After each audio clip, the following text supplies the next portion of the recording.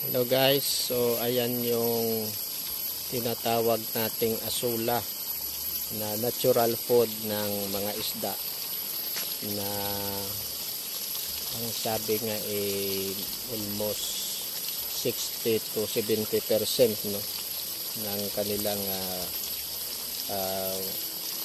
pagkain ay pwedeng manggagaling dito sa asula pag meron kayong maraming asula. So ito ay gagawin lang nating pangmeryenda nila ito aside sa kanilang feeds, yung floater na starter grower. So isang beses sa isang araw, dalawang beses sa isang araw pwedeng magpakain ng asula. Basta meron kayong sapat na asulahan, no?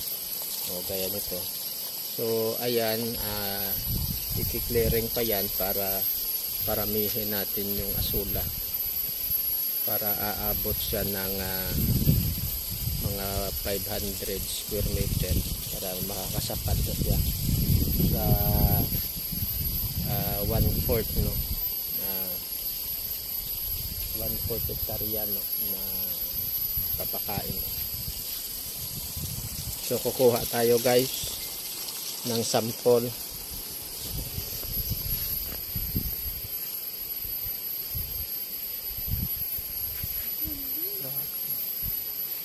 Hawakan mo lang.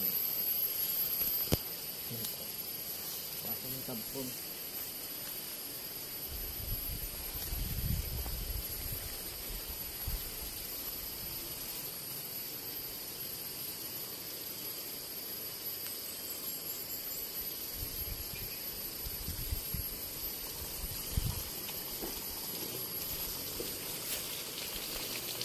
So ito yung asula guys.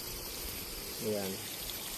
So pagka marami na ito, kakapal yung lumot niya. So yung lumot niya, yun din ang pinakain ng mga isda. Subukan natin. Tapon natin.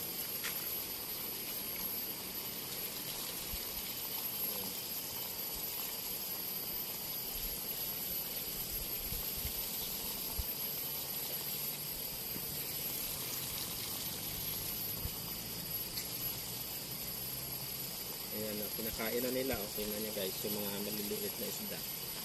Ayan. Ayan, pinakain na.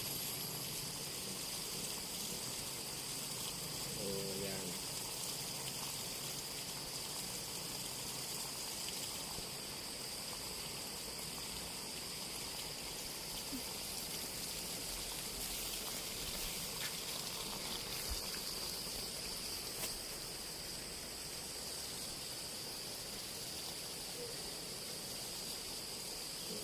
Ayan guys, pinakain na yan no, ng mga isda.